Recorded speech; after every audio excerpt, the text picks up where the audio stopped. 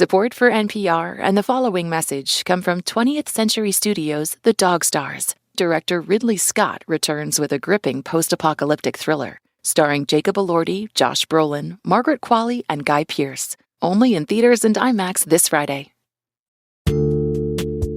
What is the wildest premise for a microdrama that you've come across? A lot of these microdramas repeat a lot of tropes. So, like, a common through line for these microdramas is, like, there's always a character that you identify with that is just being beaten down, ridiculed, insulted. Like, there's just so much injustice happening for, like, the first 30, 40 minutes of the show. And like, everyone's throwing garbage at them 24/7. Everyone's throwing garbage at them, and, like, it's almost like a caricature of, like, being humiliated. And then at the very end, there's, like, an insane reversal. So it turns out, for example, like, the main character is, like, a secret billionaire, or the main character has, like, secret powers in this fantasy world and is, like, the strongest in the verse, you know? Like, she's actually Thanos level strong, and she, like, was hiding it the whole time. There was one where somebody does rise up and punch their boss in the face, and, like, they beat their boss up. Yeah. I mean, I once watched 4 episodes of a Chinese microdrama about a women's spa and a hot spring that held a steamy secret. I really cannot. The FCC will not let me say more than that, really. So you went down the romance. I get all... Listen, I mean, I actually first started seeing microdramas a couple years ago on TikTok. They're like serialized bite-sized TV shows that post segments on TikTok, and then usually you have to pay to see the full thing on another site like Real Short, Drama Box, and Pine Drama. My husband, he's always pulling me in to be like, watch this story about this woman who woke up from a coma and is forced to marry her billionaire childhood friend who's secretly in love with her. And I have to admit, some of this stuff is riveting. I mean, a lot of other people think so too. Microdramas started out as Chinese shows for Chinese audiences, which then adapted to using American actors for American audiences. It's already a multi-billion-dollar industry, and they're cheap to make, only a few $100,000 per series compared to the millions or hundreds of millions that traditional TV takes. So these microdramas can be really, really lucrative. So of course, Hollywood is getting in on it. Issa Rae's microdrama called Screen Time, it got nearly 75 million views in its first week. Now, Peacock, Fox, Disney, and even the National Enquirer are producing their own. But this microdrama boom begs a few questions for me. Like, who are these stories for and what makes them so popular? Is the microdrama a new art form, or is it solely a product? To get into it, I'm joined by Chang Che, a freelance writer who wrote about microdramas for The New Yorker. Hi, Chang. Welcome to the show. Thanks for having me, Brittany. And Xochitl Gonzalez, author and contributor at The Atlantic, who wrote about them there. Hey, Xochitl. Hi, thank you so much for having me. Hello, hello. I'm Brittany Luce, and you're listening to It's Been a Minute from NPR, a show about what's going on in culture and why it doesn't happen by accident.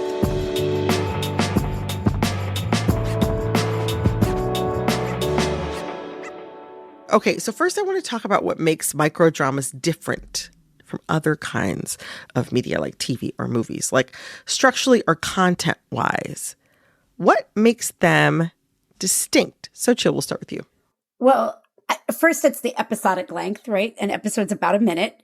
And then it's also, I think, particularly this reliance on trope, because if you're going to get people in, and as you were sort of saying, then get into a paywall where if you want to keep going with the story here, pay for this next episode, you need to get people in quick and deep, right? And you can't do that through subtlety or nuance. Like, it's like a full season arc in the length of 45 minutes, right? Very short periods of time. Yes. The one thing that I will add is because they're serialized in 1 minute episodes, you have to be able to kind of have an entire story arc in that 1 minute. I mean, they add up to like 45 minutes, but each of them can sort of stand on its own. And the reason for this is because microdramas are actually created on the bedrock of web novels, which is kind of the original format in China, which are these like online stories that were actually serialized exactly this way. So the web novels in China started out in the 2000s, and they had to basically write like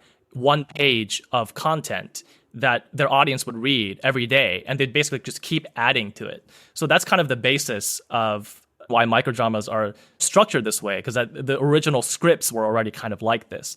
The other thing that I'd add is also just that it's coming to us in a very different distribution format, right? Like we have to go and walk to the movies in order to watch movies. Yeah. But for microdramas, they just show up like all of a sudden unannounced on your phone. It's such a modern experience, right? Like you're just scrolling through TikTok and then all of a sudden you get a microdrama ad, or you're on Instagram and you get a microdrama ad. I mean, people are discovering this stuff on the platforms by accident. Interesting. I mean, one thing I want to note too is it seems like romance really is overrepresented in sort of like the popular microdramas, at least that I've seen. It kind of feels like maybe this is like giving people something that they might be missing from Hollywood. I mean, listen, there was that new romantic comedy about the people that can only have sex once a year or something like that. That's the sort of thing that we're getting romantic comedy wise now, like this kind of like very not so good, not very interesting, not very sexy. And so I think that like the sort of web novel format, the serialized format that this is based on, it reminds me a lot actually of like fan fiction. And what fan fiction does, of course, also leans heavily into tropes, but it's like giving you bits and chapters of a story that has like this heightened romantic tension. And I imagine that like if you pay money, right, to go to see a romantic comedy and it's like two people with an antiseptic relationship, like not touching or kissing, then you get this microdrama that comes up on your phone and you're immediately feeling the heat.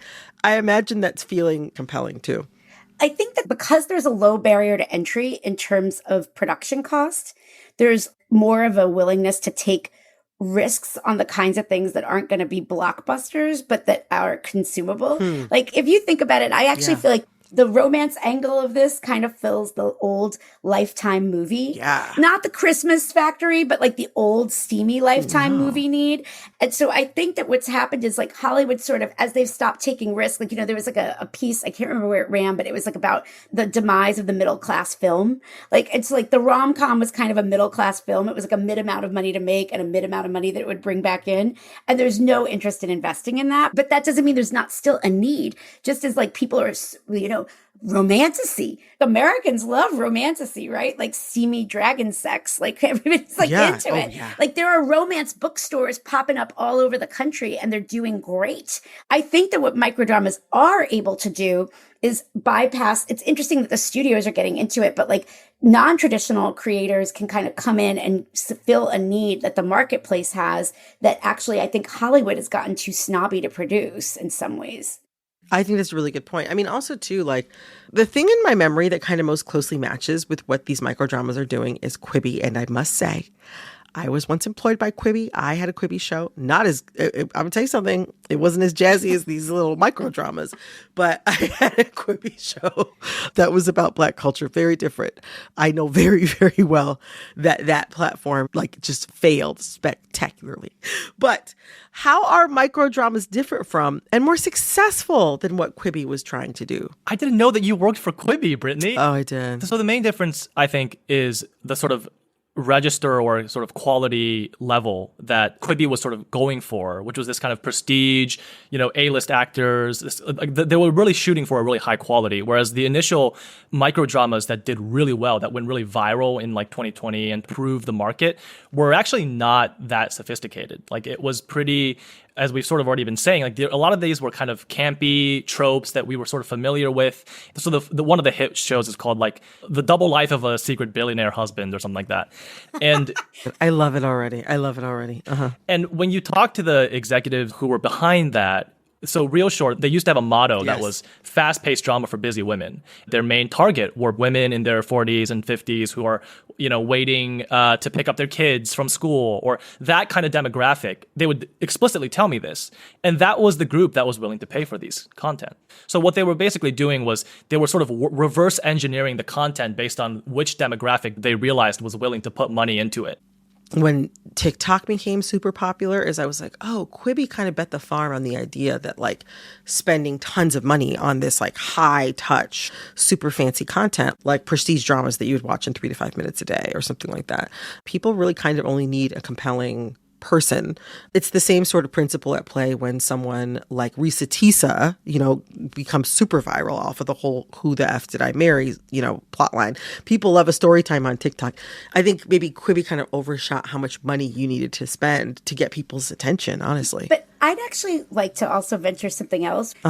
Hollywood has become completely mired and ruled by people that I refer to as the comfort class.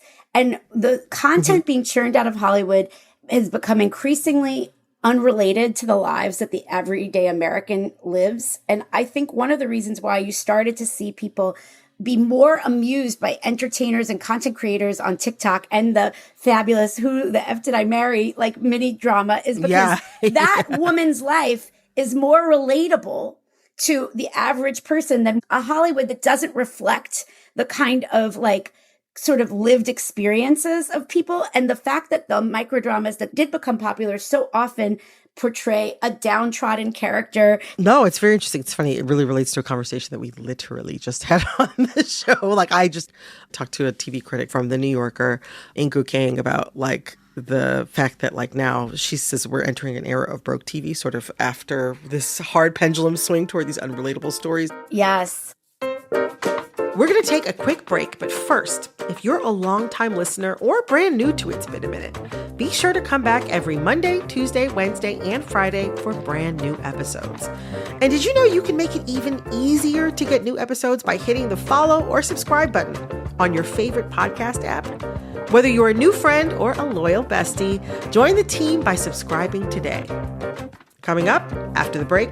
It's not inherently impossible that Christopher Nolan makes like a microdrama, right? Or like Greta Gerwig makes a microdrama. It's not statistically impossible. We can't say it's absolute zero, yeah.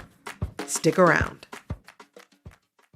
This message comes from Progressive Insurance. Insurance isn't one size fits all. That's why drivers have enjoyed Progressive's Name Your Price tool for years now. With the Name Your Price tool, you tell them what you want to pay, and they'll show you options that fit your budget. So whether you're picking out your first policy or just looking for something that works better for you and your family, they make it easy to see your options. Visit Progressive.com. Progressive Casualty Insurance Company and Affiliates. Price and coverage match limited by state law. This message comes from NPR sponsor Carvana. Carvana makes car buying easy. 100% online. Prices down to the penny. Delivered to your door. Why make car buying hard when it could be easy? Visit Carvana.com today. Terms may apply. Support for NPR and the following message come from 20th Century Studios' The Dog Stars, only in theaters and IMAX this Friday. Visionary filmmaker Ridley Scott returns with a gripping post-apocalyptic thriller. When a mysterious radio transmission shatters a lone pilot's isolated existence, he embarks on a dangerous journey in search of hope. Starring Jacob Elordi, Josh Brolin, Margaret Qualley, Allison Janney, and Guy Pearce. The Dog Stars, only in theaters and IMAX this Friday. Get tickets now. This message comes from Data IQ. AI is everywhere, but companies struggle to prove results. For that, they need people, orchestration, and governance working as one. Data IQ is the platform for AI success, built to bring it all together. Visit dataiku.com/NPR. I want to talk a little bit more about how highly consumable these are. I mean, Chang, you also wrote about how some of the people who make microdramas describe them as products and not art. Like, to be clear, movies and TV shows are also products, but we also do think of them, and at least some of them, as art as well. Why aren't microdramas seen by the people who make them, at least some of the people who make them, as art?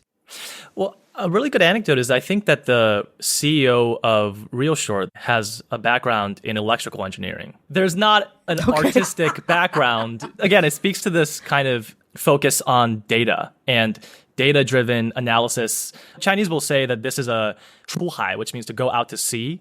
So it's like sort of being sent out, like shipped out to sea for American viewing. And so they really consider it their own. And so they've been applying these data techniques to sort of optimize for virality. You know, I do feel that one thing that was striking to me when I was reporting in China about this stuff was that there isn't really a lot of just discursive space in the country for cultural criticism about this new medium. These kinds of questions that you just asked we should be asking these questions. Like, what does it look like in a world where all of us are hooked on microdramas? I mean, on estimate, there's about 1 in 10 people in the world have seen a microdrama. I mean, what does that mean? That's a lot of power, right? That's a lot of attentional space put into these highly addictive, short sort of stories that feel like it's getting at your lizard brain. So I am not sure. I want to pass it to Sochil for the cultural criticism. Yeah. I mean, I think that, it's so funny, Cheng, hearing you talk about that, because working as a screenwriter and getting notes from a studio over the last 6 years, it's increasingly about, well, the algorithm says that this would work. Like the first time I got a note from an algorithm, and I was adapting a novel of mine. So like I went from like sort of having this like pure art experience to like them being like, the algorithm would like if this happened before the next break. Oh my gosh. Exactly. So I actually think that as Hollywood has gotten more corporatized, like sometimes art squeaks through is a good way to put it. The third season of The Bear is kind of a miracle, like I think sometimes art squeaks through, but I think that we are increasingly getting product as we've moved to streaming because they are relying more heavily on data in terms of how to give creative notes. But I think that what we're seeing in America is that more and more Americans are living life in between times as they struggle with childcare and take on gig work or only exist in gig work, right? And so the idea of going to the movies isn't just 3 hours and the $25 ticket. It's also 3 hours of not working, or do I even have 3 hours in between these things because I don't have a nanny? Yeah. I've got to pick up a DoorDash shift or whatever that might be. And also, it's like, well, I want to relax and I don't find having to sit for 3 hours relaxing. Like, so I worry that we are seeing an attention span divide and like economic strain affects your ability to actually hold long-term attention. And so what I just worry about is that attention span becomes something that those in salaried positions and with disposable resources are able to maintain and cultivate. I started my piece sort of talking about that ham-fisted Timothée Chalamet thing where he's like, I don't want movies to become like ballet and opera. And I'm like, well, perhaps sheerly for their length and what is going on with people's ability to hold information or not, it may become that. You argued that what we consider art, movies, opera, longer form, artistic experiences, you believe they'll be for the people who have the time and attention spans to sit for them. And then you feel like everyone else is going to get these products. Yes, that's what I worry about. That also sometimes include literal product placement, by the way. How do you see that shift happening? You are already seeing it with our education system, right? Like you are starting to see us stop teaching young people that are part of public school systems anyway, like not to absorb novels, right? We're teaching reading through excerpts. Like I had done a piece on this maybe 2 summers ago. If you go to the toniest private school in New York, they're still reading novels to those kids. Like those kids are still being forced to read books. They may not want to, but they're still being forced to engage with it. Right. And I just worry that we are sort of creating another marker by which we then can stratify people. Unfortunately, there's many forms of capital, and one of them is cultural fluency. I worry that these are all markers of class and sophistication that we then sort of use as silent barometers of who fits in and who doesn't when across a variety of spectrums when as kids move from young people to adults trying to enter workplaces, right? Like what I worry about is that you're creating a cultural product that then also becomes a marker of lower status. And I just, these are the things that keep me up at night, which is probably reading too deep into something that I understand is really good business. I share the worries. To give like maybe a more optimistic perspective, when I talk to the producers of microdramas, they fully acknowledge that this was a product, but they also acknowledge that they didn't get into film because they wanted to make products. they got into film because they wanted to make art. And what they would tell me is that, like everything, there's always these constraints that we have to work under, but we always try and, sneak in our sense of art into them. And I think that, as the industry has grown, you're seeing, very talented artists enter this arena of microdramas. I mean, it's a medium like anything else. Like, and it may not always be tethered to this kind of busy women cohort. I know for certain that a lot of these companies are trying to expand their range and try and target maybe a more highbrow audience. And it's not inherently impossible that Christopher Nolan makes like a microdrama, right? Or like Greta Gerwig makes a microdrama. It's possible. And I would love to. It's not statistically impossible. We can't say it's absolute zero. It's not absolute zero. I would love to see that, right? It's like theoretically, there's a possibility in any kind of medium for some kind of inspiration in art. The other thing that I would say is that I think that sometimes mediums surprise you. So for example, I thought that our attention spans were going to basically like condemn us to short video. But then long form podcasts came out and I was like, whoa, like sometimes these things can kind of swing the other way and you can get into, people, consumers get fatigued by short video content and all of a sudden they swing all the way to like 3 hour, 4 hour, podcasts. So I don't know. Sometimes it'll surprise you, I think.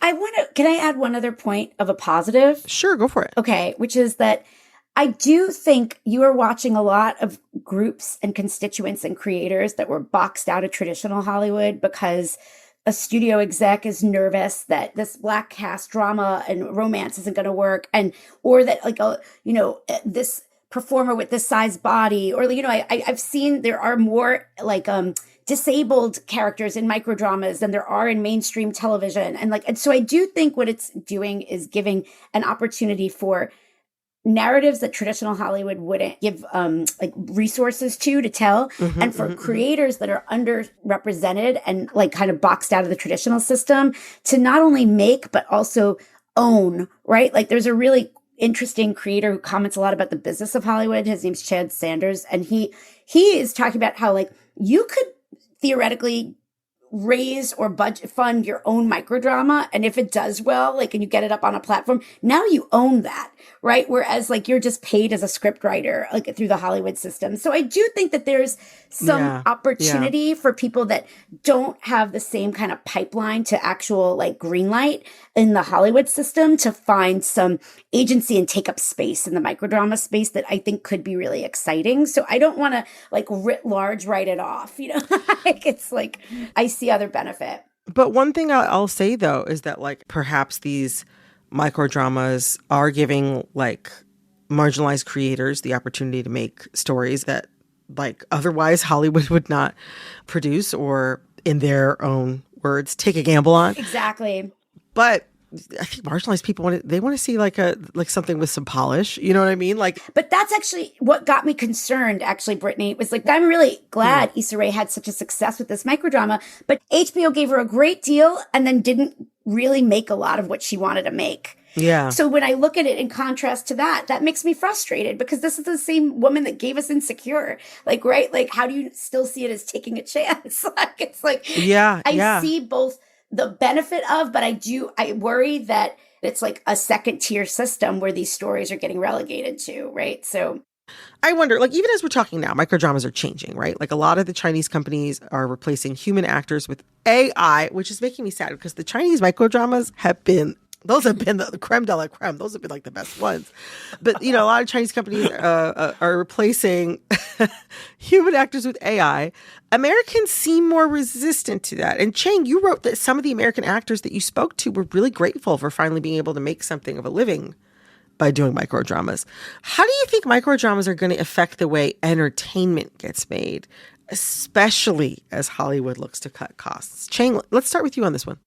To just look at what has happened in the past few months with AI, I mean, it has detonated in the microdrama industry like a nuclear bomb. I mean, in China, I think it was 95% of microdramas are now made with AI. And already at the time that I was writing about it, I think it was around February or April, it was all the companies were saying that they were planning to replace most of their actors. Obviously, this is coming from a purely business perspective. I mean, the companies are looking at their competition. I mean, the difference between hiring an entire crew and creating an AI-generated drama is night and day. I mean, it's a tenth of the cost. So, if the company can find a way to get audiences to absorb it, then they're going to choose this. But I think in China, it seems to be more accepted than in the West. I've noticed that there's been more of a backlash. There was that backlash with Tilly Norwood, the AI actress. But I think that right now we're still in the phase where it's a bet that the companies are making, right? Companies are making a bet on AI and hoping that audiences are going to be okay with it.